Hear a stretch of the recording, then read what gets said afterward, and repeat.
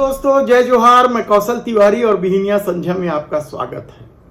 लोकसभा चुनाव समाप्त होने का असर अब छत्तीसगढ़ में भी दिखाई देने लगा है। डबल इंजन की सरकार की अपनी मनमानी शुरू हो गई है, क्योंकि जिस तरीके से निर्णय लिए जा रहे हैं वह साफ संकेत दे रहे हैं कि डबल इंजन की इस सरकार के सामने अब केवल फैसला लेने का समय है और वह अब चुनावी राजनीति से ऊपर उठ गई है। इसलिए सबसे पहले उसने किसानों को दी जाने वाली यानी बुआई के लिए दी जाने वाली सहायता राशि में कटौती की, जिसे लेकर बवाल भी मचा, लेकिन सरकार को कोई फर्क नहीं पड़ा।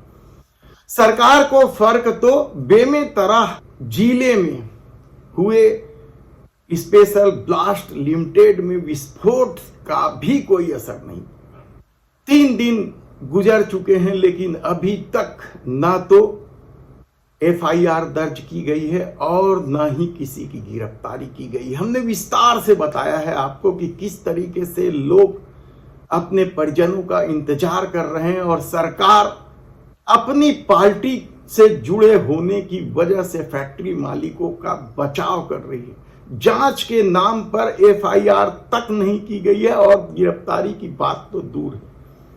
मामले को निपटाने के लिए ग्रामीणों पर दबाव डालने का भी आरोप इस सरकार पर लगने लगा है। यानी आप सोचिए कि यदि भारतीय जनता पार्टी की जगह में दूसरा कोई होता तो अब तक न केवल एफआईआर दर्ज हो गई होती बल्कि उसकी गिरफ्तारी तक हो गई होती। इस पर हम फिर कभी और विस्तार से चर्चा करेंगे। बस इतना जान लीजिए कि लोगों में बेहद आक्रोश है सरकार के इस रवैये को लेकर। या विष्णुदेव साय सरकार का चेहरा सामने आ गया है। हालांकि किसानों को दी जाने वाली बुआई के लिए सहायता के समय भी जो कटौती की गई उसे लेकर भी चेहरा सामने आया और अब तो ई-वे बिल को लेकर भी सरकार का चेहरा सामने आ गया है। अब तक छूट थी ई-वे बिल को लेकर एक जिले में सामान परिवहन को लेकर, लेकिन अब उसे भी समाप्त कर दिया गया और राजपत्र में प्रकाशित तक कर दिया गया। सरकार की अपनी दलील है।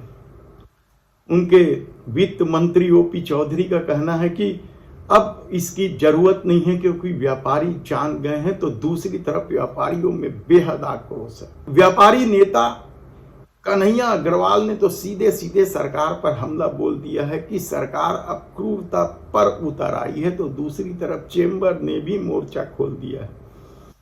चेंबर अध्यक्ष अमर परवानी ने तो साफ तौर पर कहा कि वे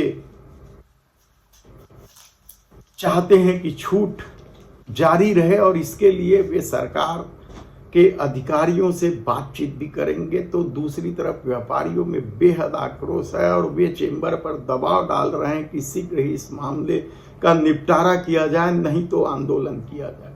यानी सोचिए कि चुनाव समाप्त हुआ लोकसभा का और मुसीबत का पहाड़ क्या टूटने लगा है, यह बड़ा सवाल है, क्योंकि कई सवाल इसके साथ जुड़ते चले जा रहे हैं। और जिस तरीके से सरकार का रवैया है, क्या वह व्यापारियों की बात सुनेगी? धन्यवाद।